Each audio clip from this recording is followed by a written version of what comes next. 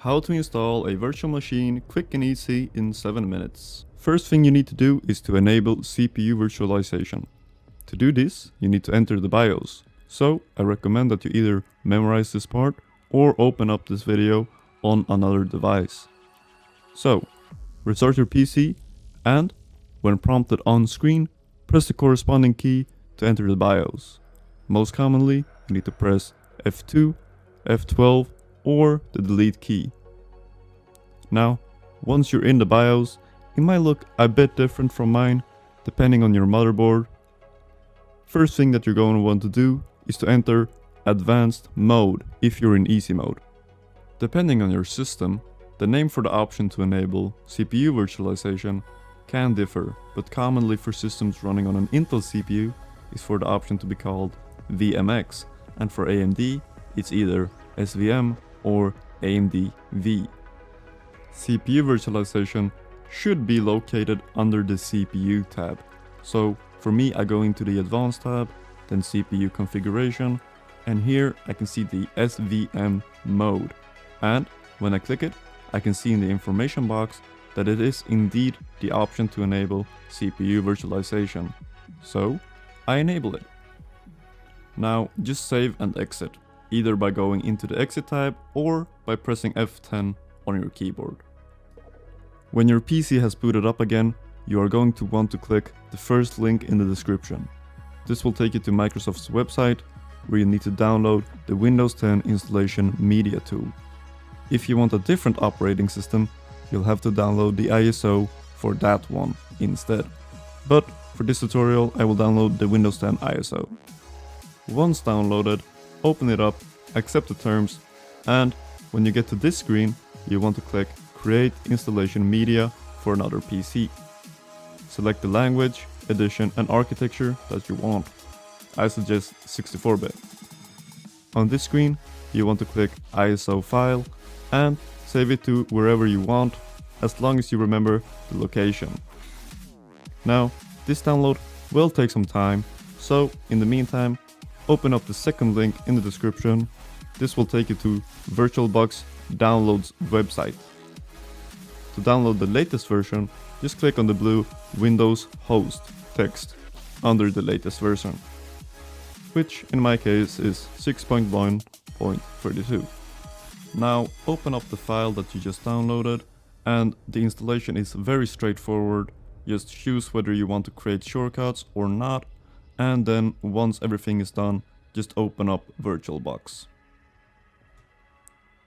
Once you're in VirtualBox, just click New and then name your virtual machine whatever you want. You can change machine folder if you want to, but I suggest you just keep it in the default folder. Make sure you select the type and version that you downloaded earlier, which in my case was Windows 10 64-bit. Hit Next, and here you can decide how much RAM memory you want the virtual machine to borrow from your host PC. On my PC, I have around 32,000 megabytes of RAM, which is the same as 32 gigabytes. I just keep it at the recommended memory size for now, but you can always change this later. Next, we want to create a virtual hard disk. So click Create, then leave it at VDI. Same goes for this, just keep it at dynamically allocated.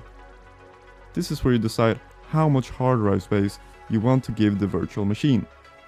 This will of course take space from your current system, but don't worry, if you no longer need the virtual machine and you remove it, the space will come back to your current system. I will just leave it at the default value of 50 gigabytes. Okay, so before you hit start, you need to do one last thing, and that is to enter the settings. Go to the storage tab and click this little disk image with a green plus on it. Now click the same icon again where it says add, and remember when I told you to save the ISO file somewhere where you know where it is? This is why. Now locate the ISO that you installed earlier. In my case, I saved it in my documents folder. Select it and click open.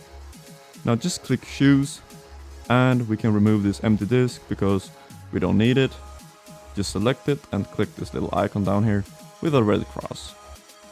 Now this is what it should look like. The only thing you should have inside the storage box here should be virtualbox.vdi and your operating system.iso, in my case windows.iso. Now click OK and then you can click on Start to start the virtual machine. If this screen comes up, just make sure you select your ISO and click Start.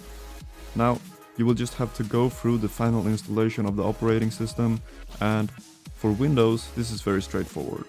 Select the language, time and keyboard layout that you want. When you get to this screen you can either enter your Windows product key if you have one, but if you don't, just click I don't have a product key at the bottom. Select the Windows version that you want. I will pick Windows 10 Home, accept the terms. On this screen I think either option will work, but since we don't have any files on this virtual machine anyways, I just picked the second option. Now just let Windows do its thing. It might restart the virtual machine a couple of times, but eventually you will be greeted by Cortana, and once again everything is very straightforward.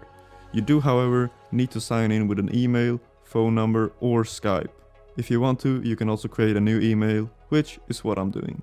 Some of these pages can be skipped, such as if you want to add OneDrive, but if you can't skip a page, then just select whatever option you'd like and press accept. It's not a big deal, and eventually that's it. You have successfully created a virtual machine. To shut down the virtual machine, you just do as you would with any PC, and to start it, just click the green start button again. If you feel that your virtual machine is low, you can always go into settings, and in the system tab you can change how much RAM you want the machine to borrow, as well as how many CPU threads you want it to borrow from your host PC. Please do keep in mind that more RAM and more CPU threads will make the virtual machine faster, but it will also make your host PC slower. If you found this video helpful, then a like or a comment would be much appreciated.